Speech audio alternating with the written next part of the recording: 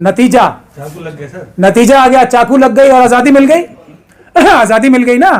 अभी तो मोहन भागवत जी ने 2 दिन पहले आजादी दी है, यही है आजादी। केस भी दर्ज कराने के लिए तैयारी कर ली है अदालत में। देशद्रोह किया है, उसके खिलाफ कानूनी कार्रवाई तो करो। मिली भगत वाली कानूनी कार्रवाई नहीं, जैसे जयराम रमेश जी ने की अभी जेनविन, वरना मैं तो उस पर करूंगा ही कार्रवाई। ऐसे बैठेंगे और ऐसे आसमान में उस तरफ देख के ऐसे ऐसे करके बोलते हैं, ये बोल रहे हैं कि ये संविधान 2035 तक नहीं रहेगा। मेरे ख्याल से ये देशद्रोह है, आतंकवादी घटना करवाने के लिए उकसा रहे हैं। और अगर उनके तार जुड़े हुए हैं तो वो भी इन्वेस्टिगेशन में आएंगे, मगर मुकदमा दर्ज जो सरदार पटेल साहब ने किया था वो करने पड़ेंगे। आरएसएस को बैन करना पड़ेगा। लेकिन आप इमरजेंसी कह रहे हैं और मोहन भागवत जी कह रहे हैं कि 2024 में प्राण प्रतिष्ठा होने के बाद स्वतंत्रता मिल गई है, 2014 के बाद स्वतंत्रता मिल गई है, तो अब इमरजेंसी कहाँ रह गई? स्वतंत्रता मिल रही है, आजादी मिल रही है। तो मैं कह तो रहा हूँ यही तो स्वतंत्रता है। आप एक शब्द नहीं बोल सकते, आप नौकरी नहीं मांग सकते, आप अगर पत्रकार हैं तो आपको जेल में भेज दिया जाएगा। और अगर आप आरएसएस और बीजेपी के साथ आ जाते हैं तो ईडी सीबीआई सब आपको क्लीन चिट दे देती है, वैसे आपको पकड़ के जेलों में ठूस देगी। आपको जज लोया का एग्जांपल आपके सामने है, यही तो आजादी है। और मोहन भागवत जी कहाँ आपको जेल भेजा गया? आप इतना तो बोलते हैं डेली, आप हर वीक प्रेस कॉन्फ्रेंस करते हैं, सब कुछ बोलते हैं, मोदी जी के खिलाफ बोलते हैं, कब आपको जेल भेजा गया? मैं अकेला ही तो बचा हुआ हूं इतना बोल के, उनकी पूरी कोशिश भी नाकाम कर पा रहा हूं क्योंकि मैं मजबूत वाला अम्बेडकराइट और मजबूत वाला मुसलमान हूं। इसलिए तो नहीं बचे हुए हैं कौन? आप मैं कांग्रेस का विरोध नहीं कर रहा, एक्सपोज करते हैं उसके स्लीपर सेल को। ये तो मैं कांग्रेस के ऊपर सबसे बड़ा एहसान कर रहा हूं और सब पॉलिटिकल पार्टीज के ऊपर एहसान कर रहा हूं।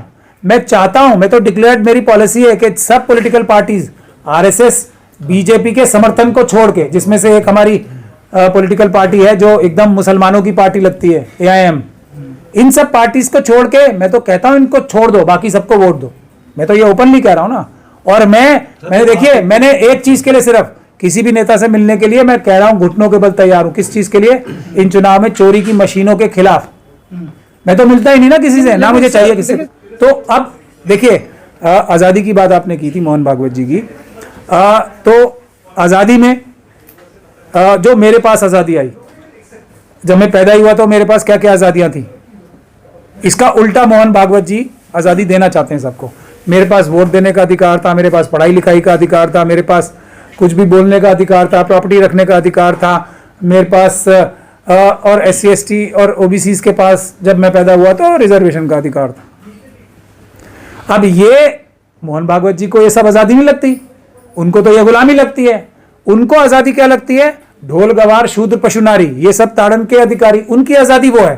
तो उनकी आजादी के स्टेप में जो उन्होंने सबसे बड़ा कदम लिया अब तक, वो डिस्क्राइब कर रहे थे कि जनवरी 2023 में या जब भी उनको आजादी मिली है, वो अपनी आजादी को डिस्क्राइब कर रहे हैं। और उनके एक बहुत बड़े नेता, मैं आपको यह भी बता दूं, उन्होंने ये डिक्लेयर किया है कि 2035 तक हिंदू राष्ट्र स्थापित हो जाएगा, ये संविधान खत्म कर देंगे, दूसरा संविधान ले आएंगे ओपनली।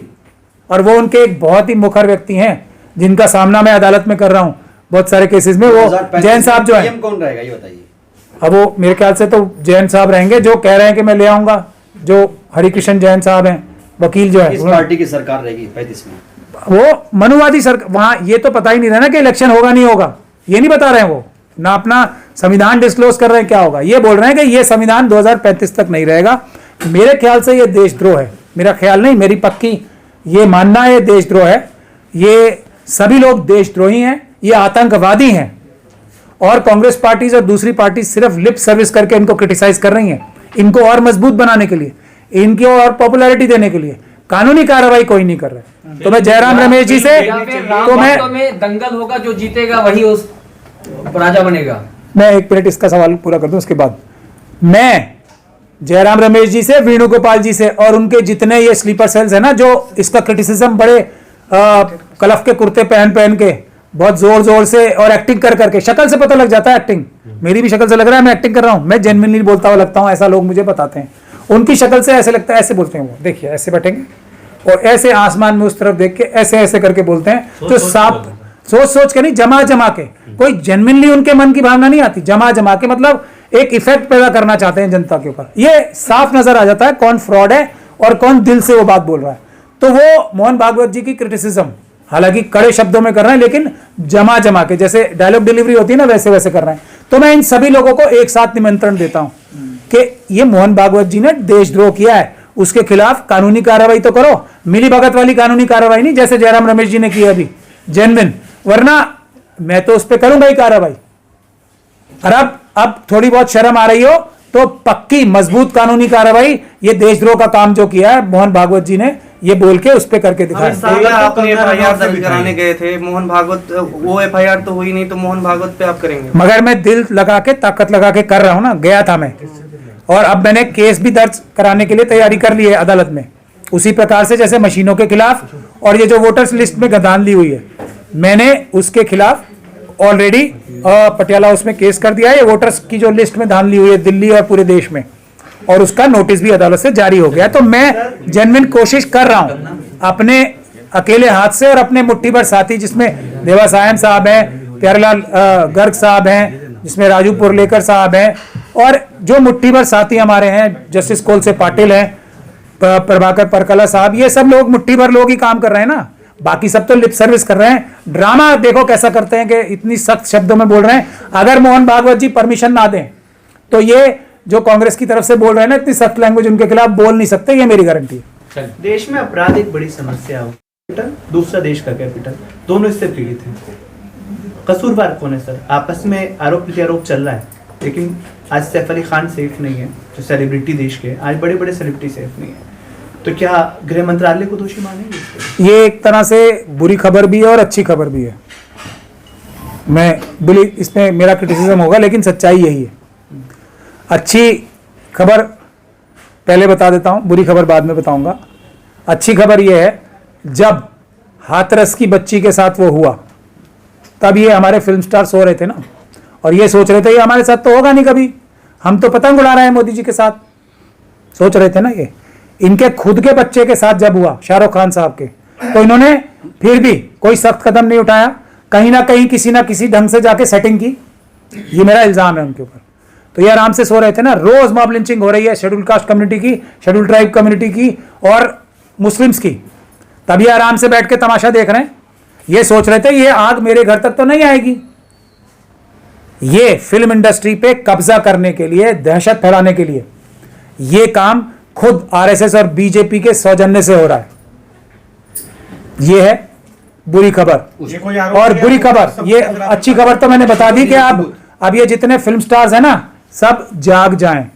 ये अगर मनीष, जो हमारी हाथरस की बच्चियां हैं और दूसरी बच्चियां हैं, उनके साथ जो हो रहा है, मॉब लिंचिंग जो हो रही है, उसके खिलाफ आवाज नहीं उठाएंगे, मोदी जी से मिलने जाएंगे। अभी तो गए थे ना, ये कितनी जबरदस्त फोटो आ रही है इनकी, लो प्रसाद नजर आ गया उन्हें, अच्छा ये तो इतने पैसे वाले व्यक्ति हैं, ये भी हैं फिल्म इंडस्ट्री में, बस ऐसे नजर आ गया उन्हें। तो और नजर लग नहीं गई, नतीजा आ गया, चाकू लग गई और आजादी मिल गई। आजादी मिल गई ना।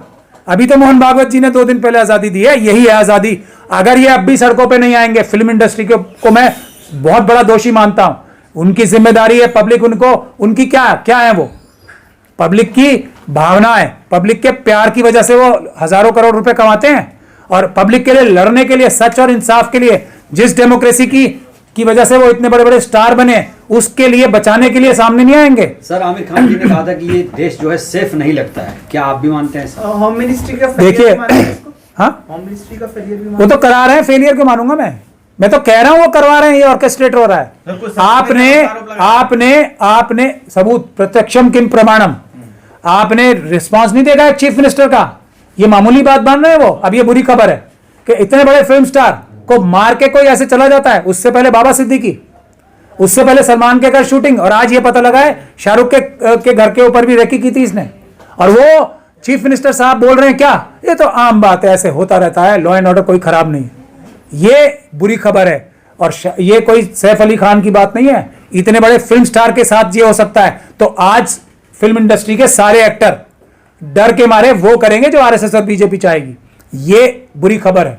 लेकिन अच्छी खबर इसमें यही है कि अब इनको वो गर्मी जो हम लोग जमीन पे भुगत रहे हैं ना, और उसके लिए कुछ नहीं बोल रहे, तो ये अच्छी खबर है। इनको भी पता लगना चाहिए, आना ही पड़ेगा सड़क पे सबको। जो नहीं आएगा वो मिट्टी में मिल जाएगा। ये आरएसएस वाले और बीजेपी वाले किसी को नहीं छोड़ेंगे। आप तो कह रहे हैं सर कि बॉलीवुड वाले अब करेंगे, यानी पहले से नहीं कर रहे थे, उनसे नहीं डर रहे थे। नहीं हमला हो गया तो डर, अब डर छोड़ के सामने आने के लिए इनके लिए एक और रास्ता खुल गया। कहा था हाँ? कि अब वो डर गए हैं तो अब करेंगे। नहीं, डर नहीं गए, पहले वो इनसे डरे हुए थे। डर के भी, पैर पकड़ के भी, फोटो खिंचवा के भी, पूरी फैमिली के साथ जाके ये अंजाम होगा, ये समझ में आ गया। अब एक रास्ता है, जो आतंकी हैं, जो आतताई हैं, जो बाबा साहब डॉक्टर भीमराव अंबेडकर का संविधान खत्म करके मनुस्मृति लागू करना चाहते हैं, उनके लिए सिर्फ एक रास्ता है उनको रोकने का, वो है बाबा साहब का दिया हुआ मंत्र, संघर्ष, एजिटेट, लड़ाई, संवैधानिक लड़ाई इनके खिलाफ, कानूनी और सड़क पे आके ये फिल्म स्टार्स को करनी पड़ेगी, वरना भूल जाए। कुमार विश्वास से रिलेट किया कुमार विश्वास बयान के का बाद कैसे देख रहे हैं? अब जब इन्वेस्टिगेशन होगी ना, देखिए मैं तो मानता हूं जो जाकिर नायक के ऊपर चार्जेस लगे, मैं तो कह रहा हूं सही चार्ज लगे उनके ऊपर, वही कुमार विश्वास के ऊपर लगेंगे। जाकिर नायक ने कोई बंदूक थोड़ी दिखाई थी। अब पैरेलल्स निकाले ना, हम तो कोई कानूनी आदमी है, आर्टिकल 14 जानते हैं। जाकिर नायक के ऊपर तो यही चार्ज है ना, उसकी वजह से बहुत सारे लोग आतंकवादी बन गए। यही कुमार विश्वास, यही जितने इनके आरएसएस और बीजेपी के जो बोलते हैं कि फला फला काटे जाएंगे और ये होगा और शेड्यूल कास्ट और शेड्यूल ट्राइब के ऊपर पेशाब करो, ये सब जो बोलते हैं और ये सब जो काम करते हैं, तो उन्हीं के कहने पे तो ये सब हो रहा है। जो ये गोरक्षक जो बन रहे हैं, जो हत्याएं कर रहे हैं, वो सब आरएसएस और बीजेपी के इशारे पे तो कर रहे हैं। क्योंकि जैसे जाकिर नायक के ऊपर फॉर्मूला लागू होता है, वही कुमार विश्वास साहब के ऊपर होता है। नहीं होगा क्या? दो कानून थोड़ी है देश में, एक ही है ना। कौन सा कानून लगना चाहिए, क्या धारा हो, किसकी? किस तरह कुमार विश्वास के ऊपर क्या कार्रवाई हो? आतंकवादी घटना करवाने के लिए उकसा रहे हैं, और अगर उनके तार जुड़े हुए हैं तो वो भी इन्वेस्टिगेशन में आएंगे। मगर मुकदमा दर्ज जो सरदार पटेल साहब ने किया था वो करने पड़ेंगे। आरएसएस को बैन करना पड़ेगा, और इनके जितने भी ये बड़े बड़े नेता हैं, प्रॉपर इन्वेस्टिगेशन करके इनको जेल भिजवाना पड़ेगा। सर वो जो चोर बताया, मीडिया बता रहा है चोर, क्या उसे आप चोर कहेंगे? वो चोर लग रहा है आपको? मुझे तो चोर तो मुझे बहुत लग रहा है, लेकिन मेरे लगने से क्या होगा? मुझे तो अडानी भी चोर लग रहे हैं, मुझे तो अंबानी जी भी चोर लग रहे हैं, मुझे यूसुफ लुलू जी भी चोर लग रहे हैं, मुझे राजीव कुमार जी वोटों के सबसे बड़े चोर लग रहे हैं। लेकिन मेरे लगने से क्या होगा? जो मैं काम कर रहा हूं उससे होगा। हम अब फिल्म स्टार्स के पास अच्छे वकीलों की कमी हो गई है क्या? दिल्ली आ जाए, दिल्ली से ले जाए वकील। लेकिन सलमान खान की मैं सबसे बड़ी गलती मानता हूं। वो पता नहीं कितने इंच की छाती है, मुझे पता नहीं, मोदी जी से तो कमी होगी, लेकिन जितने भी इंच की है नहीं वो कोई छाती। उन्होंने क्या कार्रवाई की अपनी हिफाजत के लिए? कानूनी कार्रवाई आज तक क्या की उन्होंने? बताएं मुझे आप। कुछ केस डाला कि ये व्यक्ति जो है, जिसके तब संबंध डायरेक्टली या इनडायरेक्टली आरएसएस और बीजेपी के लोगों के साथ हैं, जो भी वो लॉरेंस बिश्नोई क्या है, उसको पकड़वाने के लिए, उसको कंटेन करने के लिए, या उसके गैंग को रुकवाने के लिए कोई उन्होंने अपनी तरफ से केस डाला? सबसे बड़ी गलती मैं सलमान खान साहब की मानता हूं इसमें, और रहेगी जब तक वो डरे रहेंगे और पिच बैकफुट पे खेलते रहेंगे। बचेंगे नहीं वो, क्योंकि ये लोग कोई किसी के रिक्वेस्ट करने से थोड़ी मान जाते हैं। ये तो कानून की मजबूत कलाई से ही रुकेंगे, वरना रुकेंगे नहीं। जान से मारने की धमकी तो सबको मिल रही है। सलमान के नजदीकी जो होंगे वो मारे जाएंगे। अब सैफ अली खान पे हुआ है, तो ऐसे कैसे रुकेगा सर?